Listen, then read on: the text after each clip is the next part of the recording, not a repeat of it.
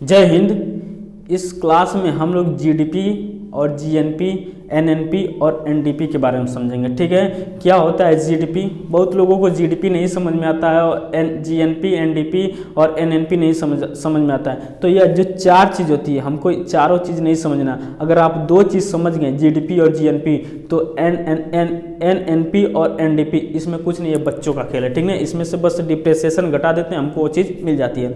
अगर आपको जीडीपी, ठीक है, और जीएनपी इस क्लास से अगर जीडीपी पूरी तरह अगर समझ में आए तब आप लाइक कमेंट करिएगा, नहीं तो मत करिएगा। ठीक है, देखिए सबसे पहले हम लोग समझते हैं राष्ट्रीय आय। राष्ट्रीय आय के बारे में समझने के बाद हम लोग आते हैं जीडीपी पे। ठीक है, तो क्या होता है राष्ट्रीय आय, नेशनल इनकम क्या होता है? देखिए किसी भी अर्थव्यवस्था में, अर्थव्यवस्था कहीं का भी हो, किसी भी अर्थव्यवस्था में एक वर्ष के दौरान उत्पादित अंतिम वस्तुओं और सेवाओं के मूल्य को हम लोग राष्ट्रीय आय कहते हैं। ये डिफिनेशन है, आप लिख सकते हैं। किसी भी अर्थव्यवस्था में एक वर्ष के दौरान उत्पादित समस्त वस्तुओं और सेवाओं के मूल्य को हम राष्ट्रीय आय कहते हैं। राष्ट्रीय आय की गणना सर्वप्रथम दादा भाई नौरोजी ने की थी। किसने?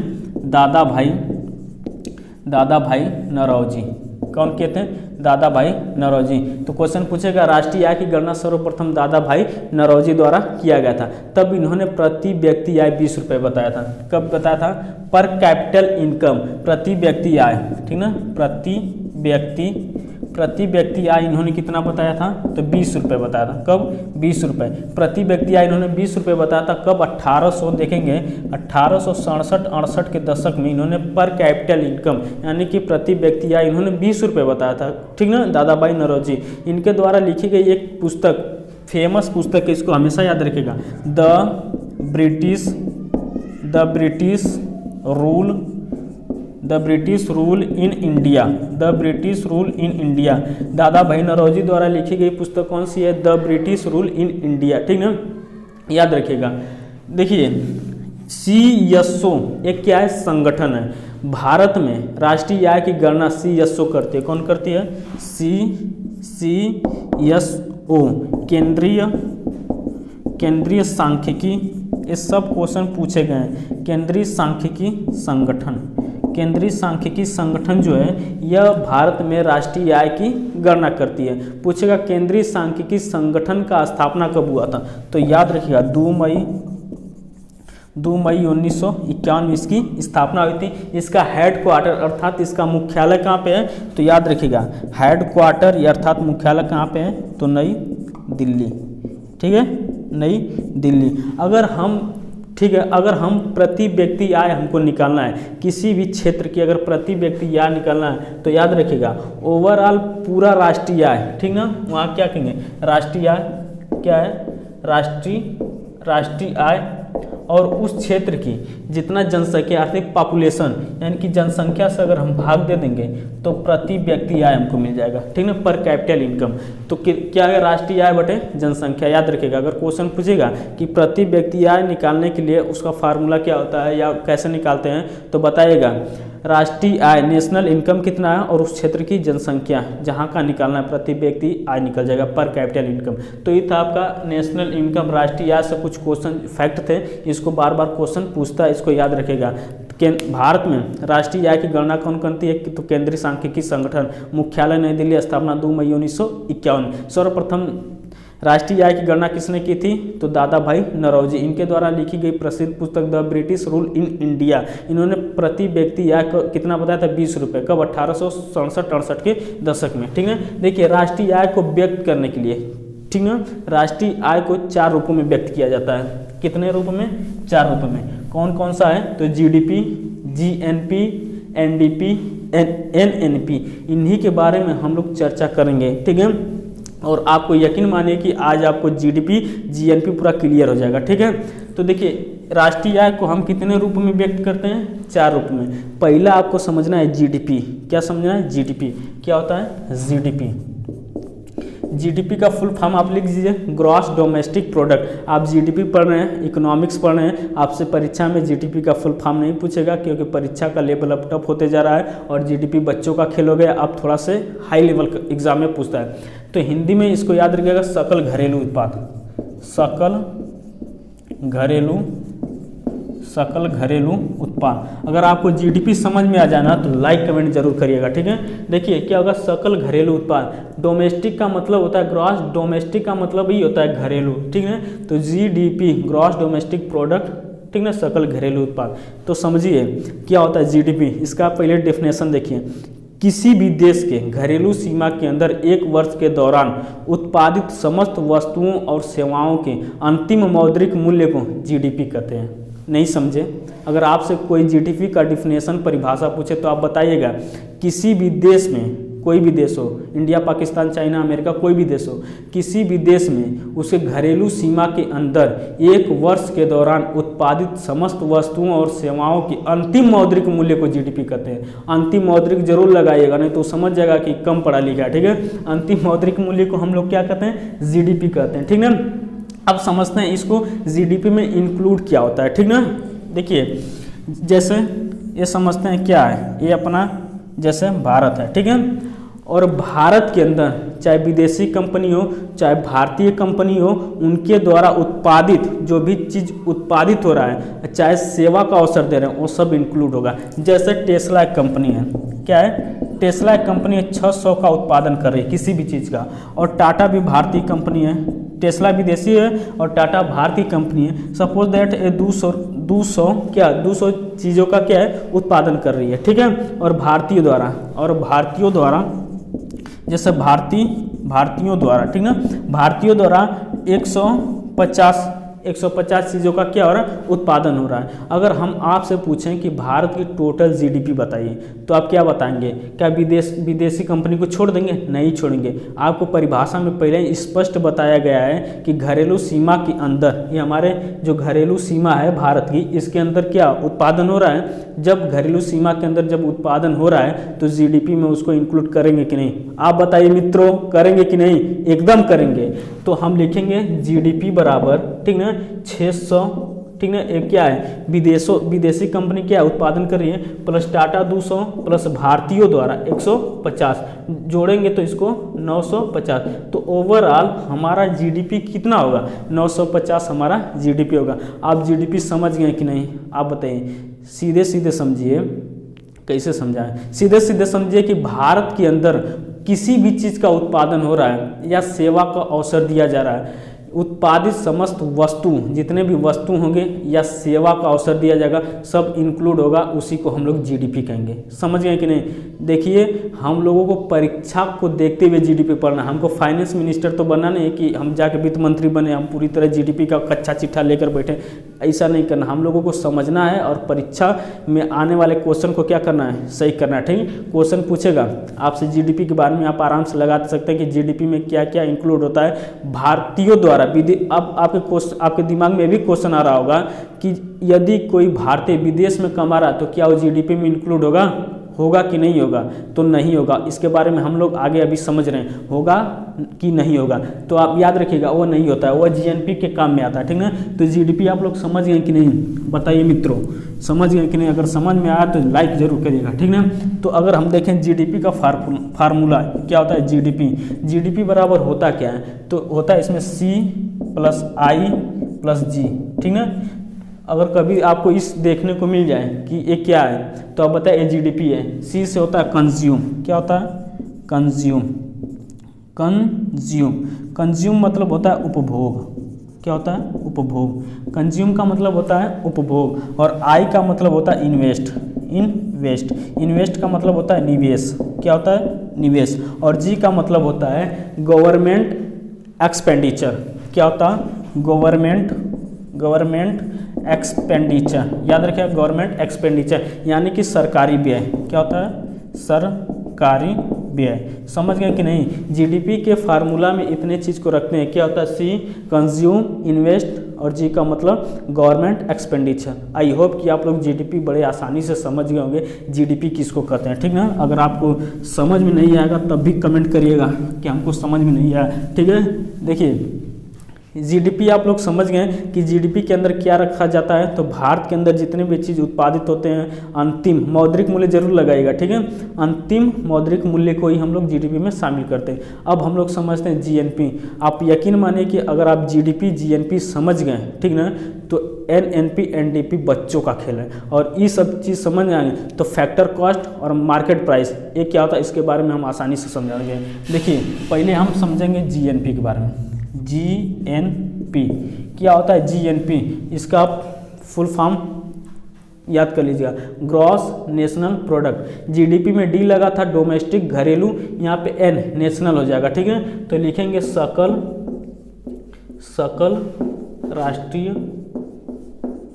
राष्ट्रीय उत्पाद। आप समझ रहे होंगे सकल राष्ट्रीय उत्पाद, इसमें नेशनल लगा है तो नेशनल की बात आ गई। तो देखिए अब जो हमारे भारतीय विदेशों में काम कर रहे हैं वो हमारे काम की चीज़ अब यहाँ पे आएगी। पहले जीडीपी में उसको नहीं रखे थे, अब हम लोग जीएनपी में रखेंगे। देखिए जीडीपी और जीएनपी, जीडीपी समझ गए, अब जीएनपी आराम से समझेगा। यदि भारतीय यानी कि भारतीयों द्वारा विदेशों में अर्जित आय यक्स है, क्या है? भारतीयों द्वारा विदेशों में अर्जित आय यक्स है। अब लिखिए भारतीयों द्वारा, ठीक है, भारतीयों द्वारा अर्जित आय कितना है, मान लेते हैं यक्स है। भारतीयों द्वारा विदेशों में अर्जित आय यक्स, चाहे Pakistan, Kazakhstan, Kyrgyzstan, Iran, Saudi Arabia, मस्तक कहीं भी हमारे भारतीय कमा रहे हैं, ठीक है, या धंधा कहीं भी कर रहे हैं, वो हमारे जीएनपी के काम की चीज़ है, ठीक है। तो देखिए भारतीयों द्वारा, ठीक है, यानी कि भारतीयों द्वारा। अब इसका अगर डेफिनेशन देखेंगे तो इसका डेफिनेशन देखेंगे जीएनपी किसको कहते हैं, तो बताएगा किसी भी देश, ठीक ना, किसी भी देश के नागरिकों द्वारा, कोई भी देश हो, किसी भी देश के नागरिकों द्वारा, ठीक ना, किसी भी देश के नागरिकों द्वारा उत्पादित समस्त वस्तुओं और उसके अंतिम मौद्रिक मूल्य को हम लोग जीएनपी कहते हैं। परिभाषा हो गई, किसी भी देश के नागरिकों द्वारा, ठीक ना, उत्पादित समस्त वस्तुओं और सेवाओं के अंतिम मौद्रिक मूल्य को क्या कहते हैं, जीएनपी कहते हैं। इसका डिफिनेशन है, ठीक है। तो भारतीयों द्वारा अर्जित आय यक्स है, विदेशियों द्वारा, ठीक ना, विदेशियों द्वारा, ध्यान समझिएगा, विदेशियों द्वारा। देखिए जब हमारे भारतीय विदेश में काम कर रहे हैं तो विदेशी कंपनी भी तो हमारे देश में काम कर रही होगी, तो विदेशियों द्वारा अर्जित आय मान लेते हैं यम है, ठीक है। दोनों को समझिए, हम इसको आप हम यक्स यम माने, आप ABCD कुछ भी मान लीजिए, ठीक ना। देखिए भारतीयों द्वारा विदेशों में अर्जित आय यक्स है और भारत के अंदर, ठीक ना, विदेशियों द्वारा अर्जित आय यम है। अब हम अगर जीएनपी निकालना चाहें तो जीएनपी बराबर क्या होता है, तो जीएनपी बराबर होता है जीडीपी प्लस जो हमारे भारतीय नागरिक हैं विदेश में जो काम कर रहे हैं वो हमारे जीएनपी के काम की चीज़ बता चुके हैं, ठीक ना। उसको हम जीएनपी जब निकालेंगे तो जीएनपी जब निकालेंगे जीडीपी में इंक्लूड कर देंगे, उसको जोड़ देंगे। और जो विदेशियों द्वारा भारत में अर्जित आय यम है उसको हम लोग घटा देंगे। अगर क्वेश्चन कभी पूछेगा कि जीएनपी का फार्मूला बताइए, तो जीएनपी का फार्मूला याद रखिएगा, जीएनपी बराबर होता है जीडीपी प्लस एक्स, यानी कि भारतीयों द्वारा विदेशों में अर्जित आय यक्स और माइनस विदेशियों द्वारा भारत में अर्जित आय यम।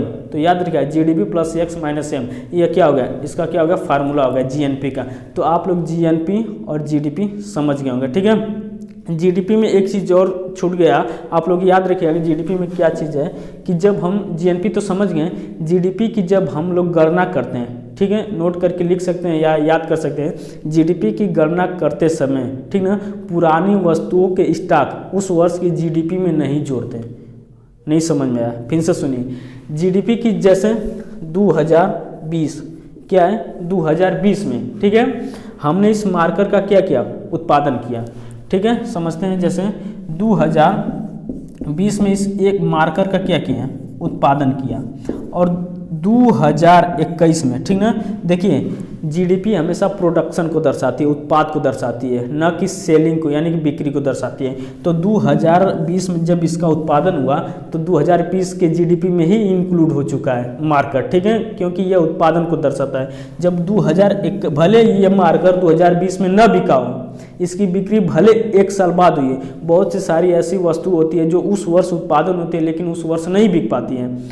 जब हम 2021 की गणना करेंगे जीडीपी की, तो जो पुरानी वस्तुओं के स्टॉक है 2021 की जीडीपी में नहीं जोड़ेंगे, चाहे भले उस वस्तु की बिक्री 2021 में हुई हो।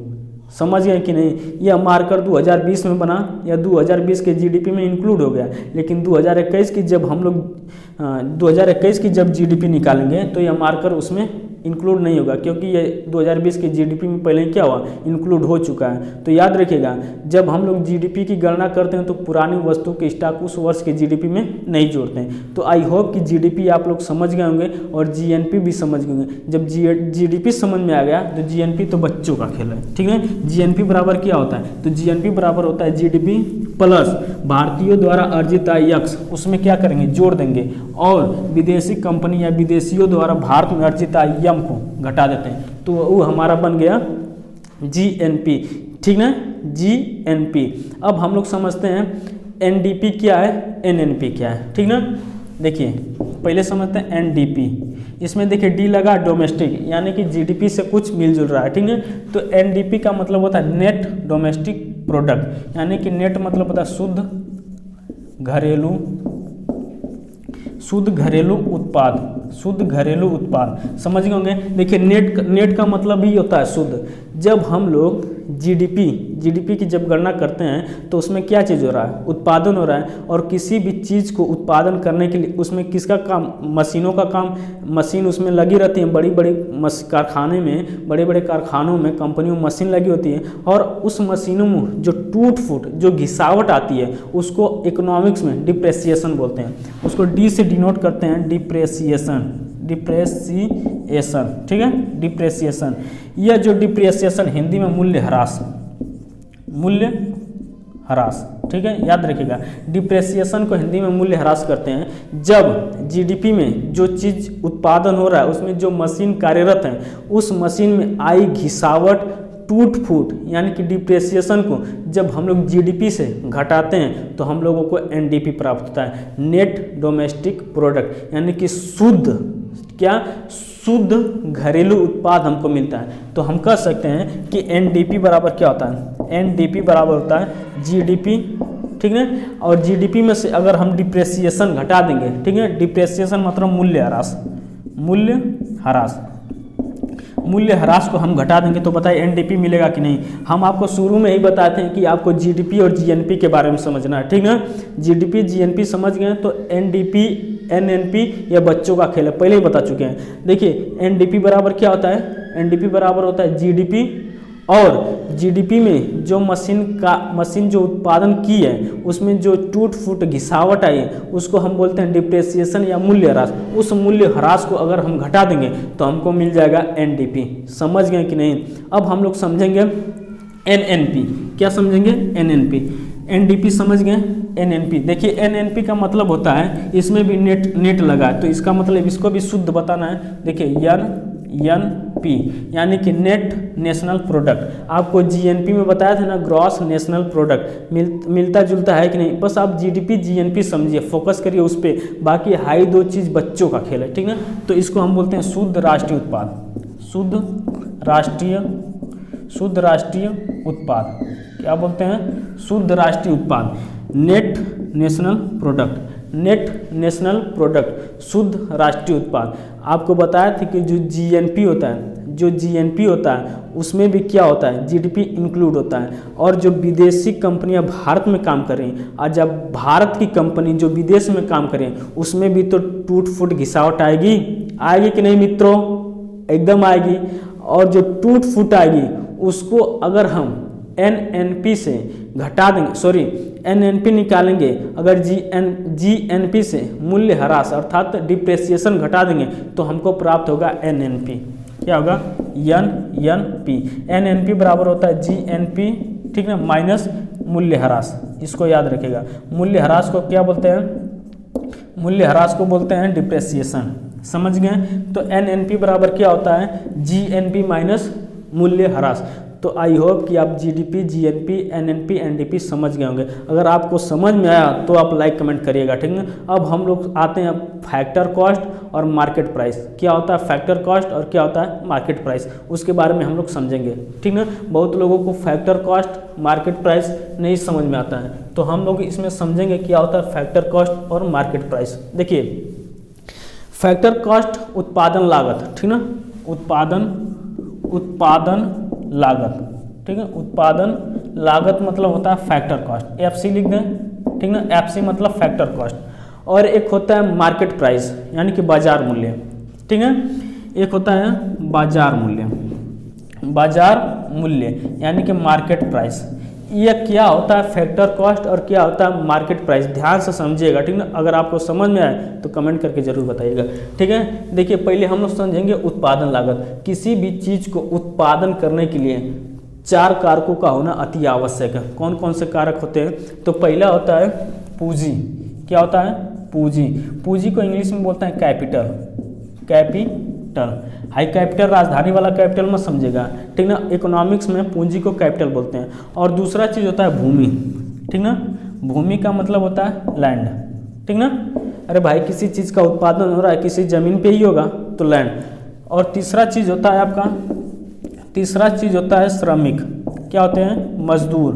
श्रमिक का मतलब हो गया लेबर, ठीक ना भाई। उसमें लेबर तो काम कर रहे होंगे उत्पादन करने के लिए। और चौथा चीज़ होता है, मेन चीज़ होता है उद्यमी। उद्यमी मतलब